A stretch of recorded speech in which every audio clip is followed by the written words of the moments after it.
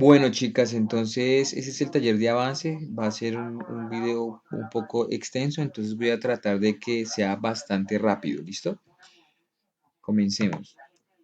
Listo, entonces em, se desarrolla el primer punto a partir de la lectura. La tabla periódica nos cuenta su historia. Si se dan cuenta, el link que está acá es de descargas de un computador. Entonces no les va a servir este enlace. Yo les encontré el artículo y se los voy a adjuntar al correo que les voy a enviar, ¿de acuerdo? Sin embargo, vamos a revisar ciertas características del desarrollo histórico de la tabla periódica. Entonces, mm, primero que todo, antes para comenzar, vamos a revisar, así como anteriormente, este enlace. Listo. Entonces, cuando le doy en el enlace, me abre esta pantalla. Como les dije en el anterior video, vamos a interactuar mucho con la plataforma de la UNAM, que me parece muy excelente.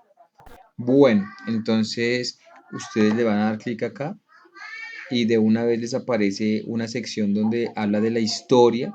Entonces, ¿usted qué tiene que hacer? Darle clic sobre las imágenes, leer un poco lo que dicen ahí y con base en algunas claves, entonces usted comienza a organizar la secuencia de cada uno de ellos.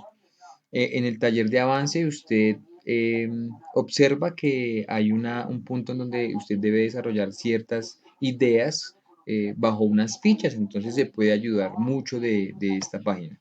Entonces, ¿qué hace? Ubica los señores según corresponda. Al parecer, Dobereiner organizó los elementos en primera medida bajo triadas y el señor Newlands las encontró como octavas. Teniendo en cuenta eso, entonces usted desarrolla cómo inició eh, la organización de la tabla periódica. El señor Seborg descubrió cierta cantidad de elementos y con base en ella pues se ha como terminado de organizar la tabla periódica, aunque se siguen descubriendo inmensidad de elementos. Seguidamente usted encuentra algunas características generales, que es la geografía, donde usted va a observar los periodos, que es importantísimo, los grupos, que es determinante, y los bloques, que también son importantísimos al momento de observar lo que es la configuración electrónica, que es lo que nos vamos a centrar. Y algunas tierras raras, que son las que están acá ubicadas, y los que son de carácter metálico. Esos de acá son metaloides.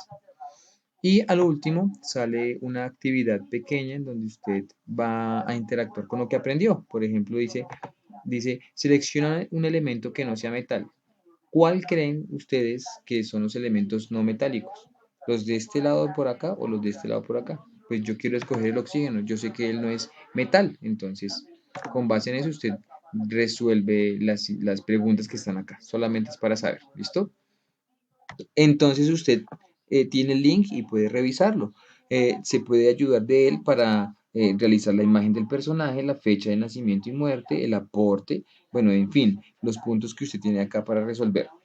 De igual manera, entonces le va a quedar a usted el artículo de la profe Ivonne, donde están también ciertas características del ordenamiento de la tabla periódica y un libro que tengo yo que se llama Breve Historia de la Química. Hay un capítulo específico que habla de la organización de la tabla periódica que también se lo voy a dejar como el enlace para que lo revise.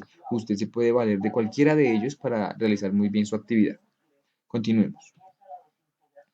En el siguiente apartado, entonces ya usted describe claramente el título, que es organización de la tabla periódica según sus propiedades, según las propiedades de los elementos, y la profe le propone hacer lectura de Todo es cuestión de ciencia, que está en su blog personal, entonces usted se puede valer de él, y también de observar estos dos videos que la profe les propone.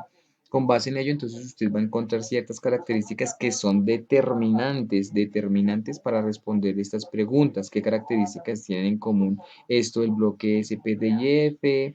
Las características de los elementos de un mismo grupo, características que tienen en común un mismo periodo. Entonces, con base en ellas, usted puede revisar eso. Sin embargo, también utilizando la famosa plataforma de la Universidad de México, entonces podemos observar algunas otras características. Miremos. Bueno, entonces apenas ustedes le dan link al enlace, aparece esta imagen, entonces aparece así y les muestra características de la tabla periódica. Entonces acá, por ejemplo, está organizado en el número atómico, donde el más clarito es el menor y va aumentando hacia de izquierda a derecha. Entonces, siendo el hidrógeno con ciertas características, el elemento más pequeño, y el ununoctio, el más grande al parecer. ¿Listo? Tiene ciertas características. Es importante porque de ella también se pueden valer para resolver su actividad.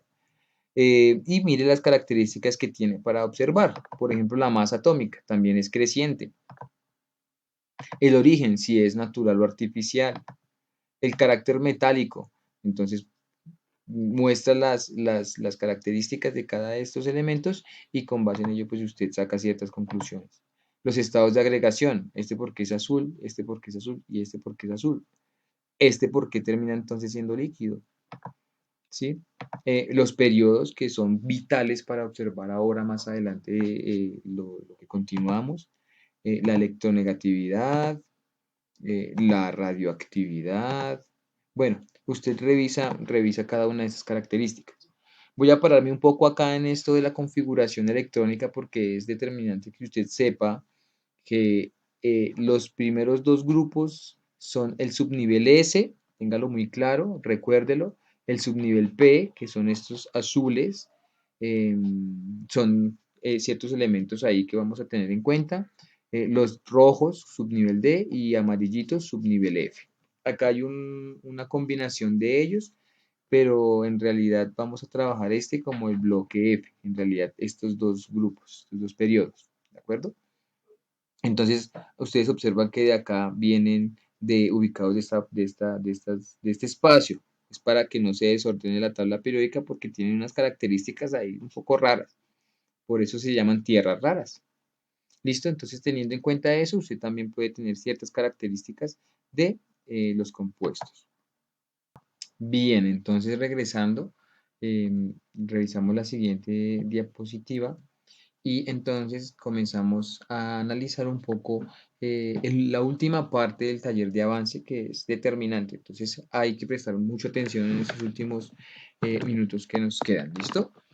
Entonces la profe les coloca acá un link que les va a servir también bastante.